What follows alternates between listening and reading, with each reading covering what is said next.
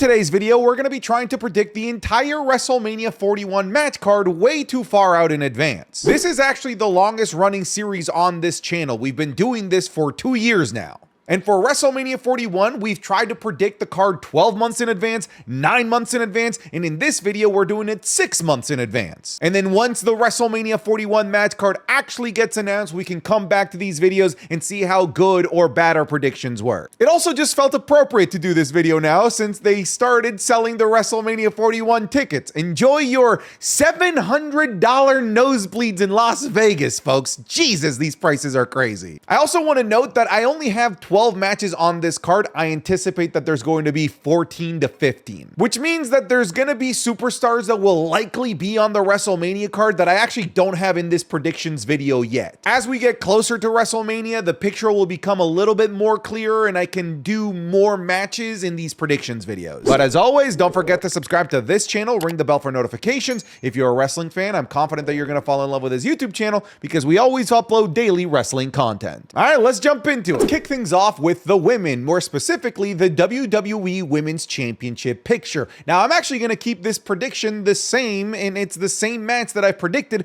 over the last couple of videos, and the more that things continue to go down the path that they are, the more that I think that I'm correct. I think that we're going to be getting a WWE Women's Champion, Tiffany Stratton, who at this point has cashed in on Nia Jax successfully and has become your new WWE Women's Champion. So at this point, I feel like the best play is to give us the biggest, best match available for Tiffany Stratton. A borderline dream match, if you ask me, and I think that that is going to be Charlotte Flair. I feel like Charlotte Flair gives Tiffany Stratton far and away the biggest opponent that she's ever had, and it gives Charlotte Flair one of the most athletic and agile opponents that Charlotte Flair has ever had, and I think if you put all of those together, I think we're in for one, a dream match, but two, a potentially show stealer of a match as well. I know that a lot of people don't love Charlotte Flair, but the fact of the matter is that she does thrive in these situations. Just look at her amazing match against Rhea Ripley at WrestleMania 39,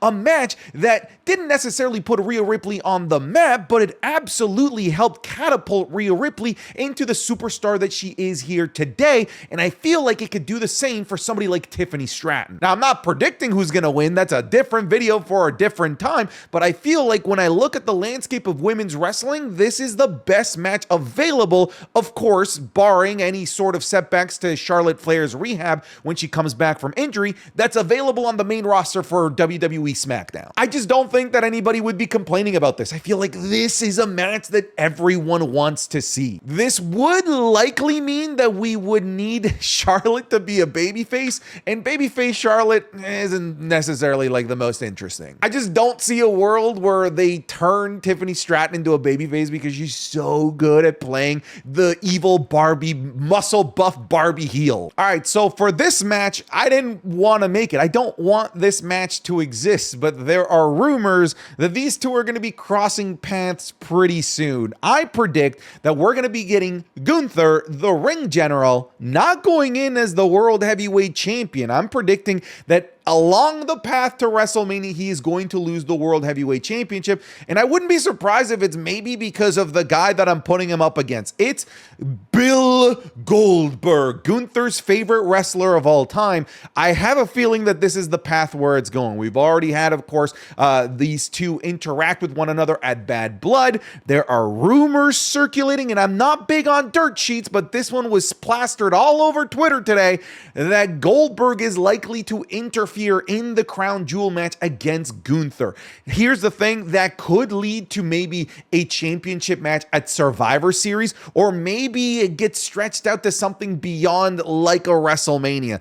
I don't want this to be right. I want to be entirely wrong. I'm just kind of shooting for the fences here in case this ends up being right. At the very least, I can point to this video and say, look at what a genius I am. But the likelihood that this happens, I don't think is ridiculously high, but I also don't think that it's zero. And look, I'm actually on board to watch Goldberg versus Gunther. I am, just so long as it's not for the World Championship, and more than anything, so long as Gunther wins. I cannot stress this enough. If this does ever happen, Please do not make this a squash match where Goldberg wins in 2 minutes, please. Now let's talk about the World Heavyweight Championship, a World Heavyweight Championship that at this point has already been taken off the shoulders of Gunther and is already around the waist of that CM Punk. I don't know when, I don't know how, but I feel like somewhere along the way, CM Punk is going to win a big one. It could be Survivor Series. CM Punk did call his shot for Gunther right before Drew McIntyre attacked him and set up the Hell in a Cell match at Bad Blood. So I do foresee CM Punk, after winning that major feud against Drew McIntyre, getting a big bump in terms of what he's going after. And rather than going after hate-filled feuds, he's going to go after accolades. Because as he said, he's not here to make friends, he's here to make money. And if you're going to make money, the best way to do that is by winning world titles. So I think that CM Punk could be your World Heavyweight Champion going into WrestleMania. And this one's easy. You already knew it. It's going to be against Seth Rollins for the World Heavyweight Championship. I feel like me and you could probably make the argument that this match doesn't need the World Heavyweight Championship. I don't think that that's a controversial statement, because there's plenty of story that really links these two together to the degree of like something even higher than a Drew McIntyre versus CM Punk. But I'm going to put the World Heavyweight Championship on the line in the event that maybe this helps propel this to the night one main event of WrestleMania, because so many people would love for CM Punk to get that moment, and it would be a great dancing partner and a great story that could be told between CM Punk and Seth Rollins. Here's the thing, like when you look at the rest of this card, I don't know that this would be the night one main event, but by giving it the World Heavyweight Championship, it gives it a good fighting chance to become the night one main event. Next up, let's do the John Cena Retirement Tour match. Of course, we already know that John Cena will be competing at WrestleMania 41, and he did mention that this is his last WrestleMania ever. So for this, I feel like we need to give him a really strong dancing partner. I wish it was Randy Orton, but I've got him busy somewhere else. I feel like I'm going to have to give him somebody that could really bear the burden and can stand toe-to-toe with John Cena in a story and in a mic battle as we lead up to WrestleMania 41. And look, we already kind of talked about him, but Drew McIntyre kind of fits that bill. He basically did the impossible and went toe-to-toe against one of the best mic workers in CM Punk over the last several months of their blood-filled feud. And John Cena has just sort of destroyed people whenever he comes back to wrestling, because he just has no care in the world. He'll just absolutely bury them. I feel like Drew McIntyre can take that. Like Drew McIntyre can actually go toe-to-toe against John Cena. I also feel like Drew McIntyre has truly elevated his star power to warrant giving him this position here in being one of Cena's final dance partners and being John Cena's last WrestleMania opponent. Like, that's a really, really big task to give anybody. And Drew McIntyre, I do believe, is the guy that can carry that. So more than anything, I do want to see this match at some point during the retirement tour of John Cena, because Drew McIntyre has just been so good over the last year that I feel like it would be robbing us of a match that desperately needs to happen. But I'm down to see this at John Cena's last WrestleMania. I feel like this next one's also a bit of an obvious one. This is one that I've been predicting in the last several videos that we did for 12 months out and 9 months out. So I'm going to stick with it, and I'm not going to spend or dwell too much on this. But I do think that we are going to eventually be getting a heel Jade Cargill taking on babyface Bianca Belair. And I feel like that does need to be the dynamic. Don't get me wrong. Like, I think it'd be interesting to see a heel Bianca Belair. We've seen it on NXT. It's an interesting character, but Bianca Belair just has her roots too deep in the community, and she's just so uber mega popular that I just don't see her ever becoming a heel. I feel like Bianca Belair is a forever babyface in the WWE, a la John Cena. Jade Cargill, we know, can play the heel. She's done it recently in her final run in AEW.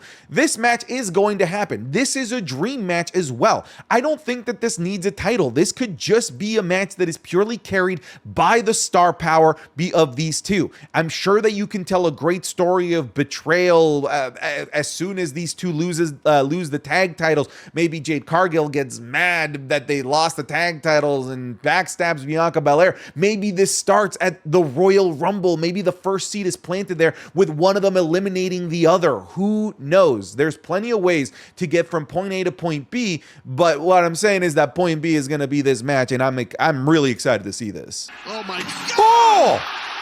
How? Oh my word.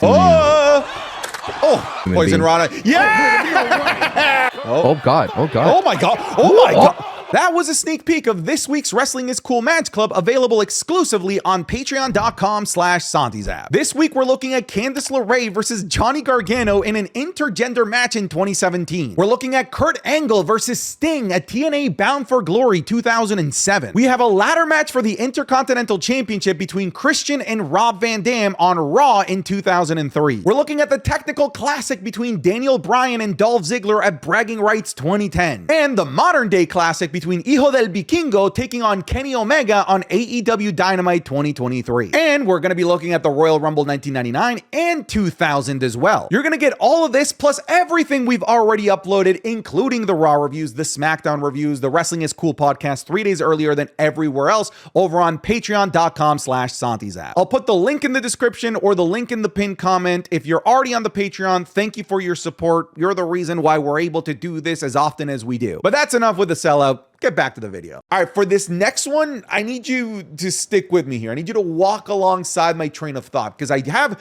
two guys on here that maybe it is a one-on-one match, but maybe it's not a one-on-one match, and maybe it's not these two guys. All right, I need you to stick with me here. I think I've got Uncle Howdy and/or the Wyatt Six versus Dominic Mysterio and/or the Judgment Day. This could be a faction versus faction war, or it could be one-on-one. Bo Dallas, Uncle Howdy versus Dominic Mysterio. Dominic Mysterio, in my opinion, and no disrespect to Finn Balor fans, he's the biggest star right now in the Judgment Day, in my opinion. And of course, so is Bo Dallas, Uncle Howdy, the biggest star of the Wyatt Six. This could very well be Wyatt Six versus the Judgment Day. I'd still love to see that, because we also have women on both of the groups as well. You can insert Liv Morgan into this alongside Nikki Cross as we build up to this. It could also be Uncle Howdy, Bo Dallas versus the Demon Finn Balor if they wanted to bring that out. So there's a lot of things that you could do in this environment. I picked Dominic Mysterio because I do firmly believe that he's the biggest star and the biggest draw right now in the Judgment Day, but also because he's a giant chicken shit when it comes to supernatural things. When you go to the WWE YouTube and you look at the like Halloween specials that Scarlett and Shotzi have been doing, Dominic Mysterio is scared shitless, all right? Like, he actually is afraid of the occult, ghost, ghouls, and demons. I feel like this, to me, is money. Out of everybody that the Wyatt Six needs to haunt, it's Dominic Mysterio as well. Turned his back on family. But it also works if they were to haunt the Judgment Day, the group that turned their back on family as well. Rhea Ripley and Damian Priest. So this just works in various different ways, and I want to see it. We spoke about Rhea Ripley. Let's talk about the Women's World Championship, and we have Rhea Ripley in what I think is going to be a match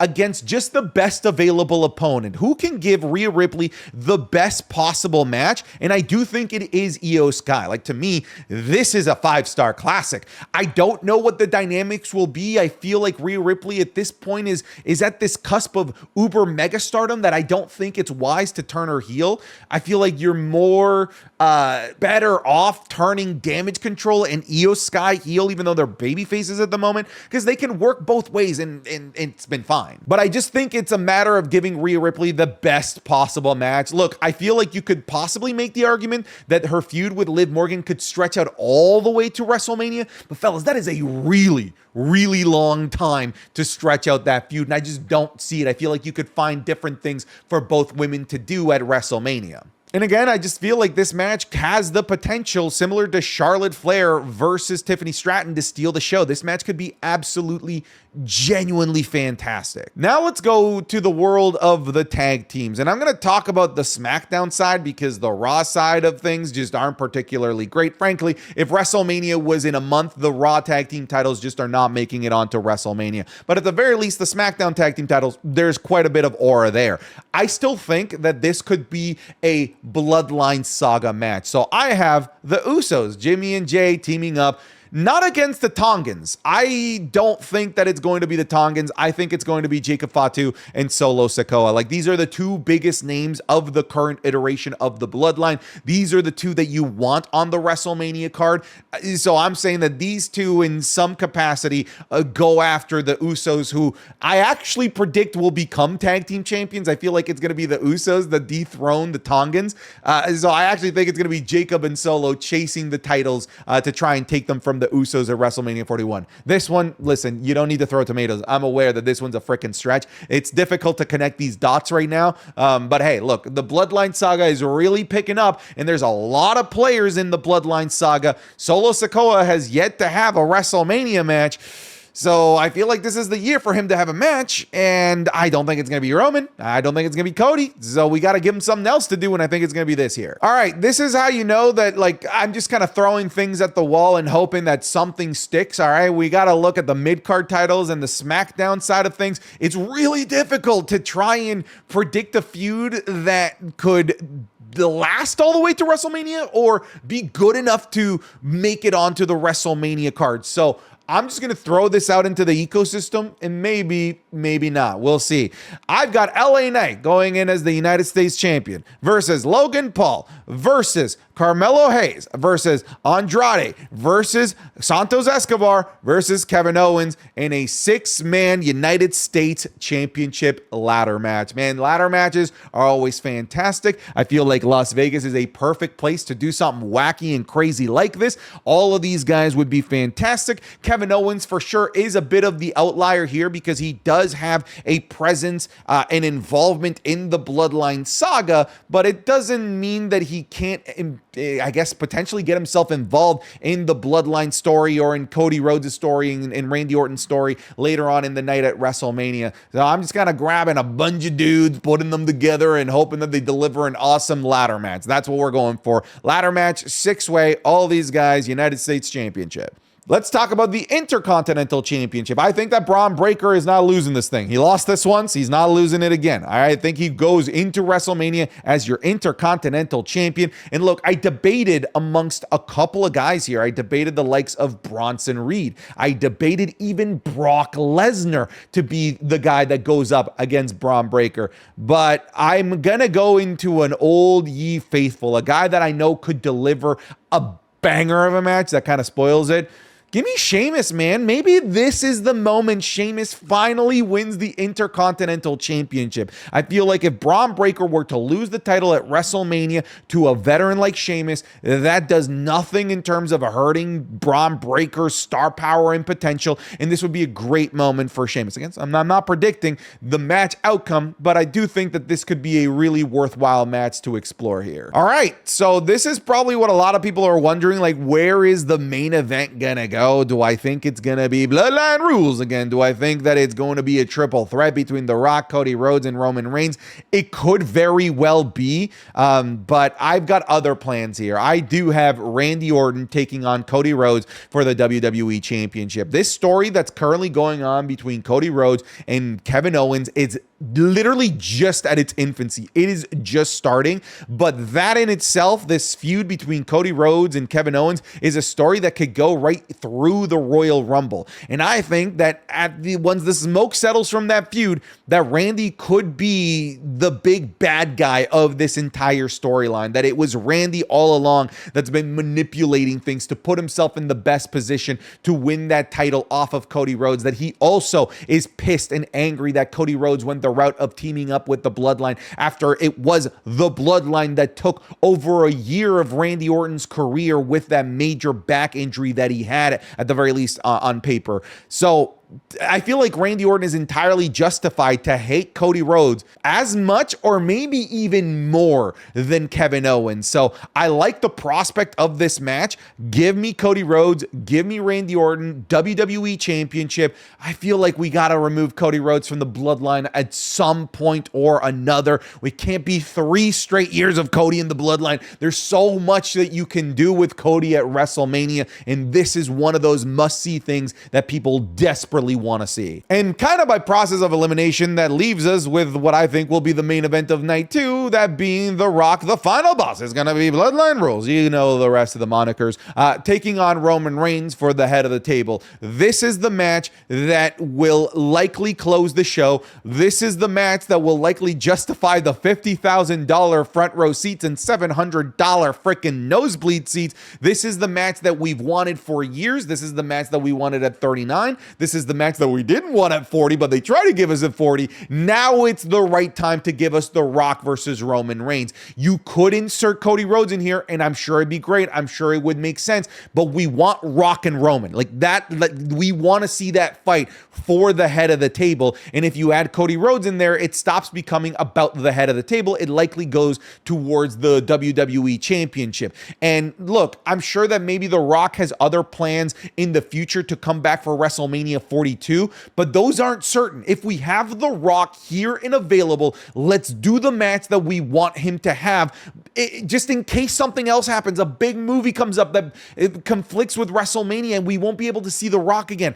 It's possible that that happens. If The Rock is available at WrestleMania 41, let's just do the dream match that we want, which is The Rock versus Roman Reigns. All right, folks, that is my way too early WrestleMania 41 match card. I'll see you when we're 3 months out. But that's it. I'm done. Get out of here.